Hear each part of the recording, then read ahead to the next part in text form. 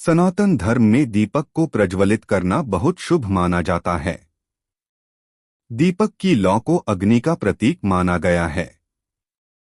अग्नि में शुद्ध और सकारात्मक करने की ऊर्जा होती है। इसकी वजह से इसे पवित्र और पूजनीय माना जाता है। परंपरा के अनुसार दीपक जलाए बिना किसी भी पूजा को संपन्न नहीं माना जाता है। इसे जलाने से सभी देवी देवता प्रसन्न होते हैं और घर में सकारात्मक ऊर्जा का भी संचार होता है। साथ ही घर में सुख शांति और खुशहाली बनी रहती है। अब ऐसे में दीपक की बत्ती को पूरा जलते हुए देखा। इससे कई तरह के व्यक्ति को संकेत मिलते हैं। घर के मंदिर में दीपक जलाने के नियम। जलाने से व्यक्ति को कई तरह के फायदे होते हैं, लेकिन ज्योतिष के अनुसार भी दीपक जलाने के नियम विस्तार से बताए गए हैं। इनका पालन करना बेहद जरूरी है। ऐसा कहा जाता है कि देवी देवता के सामने घी या सरसों के तेल का दीपक जलाने से शुभ फलों की भी प्राप्ति हो सकती है। वहीं लंबी बत्ती और गोल बत्ती को जलाने का महत्व है। व्यक्ति देवी देवता की पूजा करने के दौरान घी और सरसों के तेल का दीपक जलाया जाता है, लेकिन कई बार ऐसा होता है कि बीच में ही दीपक जलते जलते बुझ जाता है और कभी पूरी बत्ती जल जाती है। इसके भी संकेत बताए गए हैं। ज्योतिष शास्त्र के अनुसार ऐसा कहा जाता है कि अगर कोई व्यक्ति दीपक जलाए और वो बत्ती पूरी तरह से जल जाए तो उस व्यक्ति की कोई मनोकामना जल्द पूरी होने वाली है और शत्रु से भी छुटकारा मिल सकता है। साथ ही इसका मतलब यह भी होता है कि भगवान की कृपा आपके ऊपर है। अगर किसी भी व्यक्ति का दीपक बीच में ही बुझ जाए तो इसका मतलब यह है कि आपको ध्यान केंद्रित करने की आवश्यकता है और मेहनत करते रहना है। तभी भविष्य में सफलता मिल सकती है।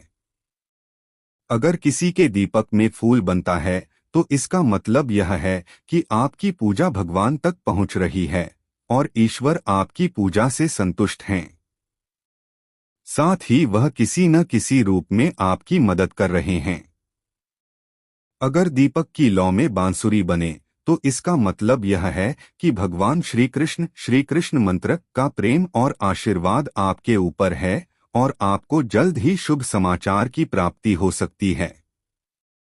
हिंदू धर्म में दीपक से जुड़ी कई मान्यताएं और नियम हैं, क्योंकि यह पूजा पाठ या किसी शुभ कार्य का अहम हिस्सा माना गया है। दीपक जलाना एक सकारात्मक कार्य है, जिससे न केवल भगवान की आराधना की जाती है बल्कि मन को भी दीपक से कई सकारात्मक ऊर्जाएं मिलाती हैं। लेकिन कई बार ऐसा होता है कि दीपक बीच में ही बुझ जाता है।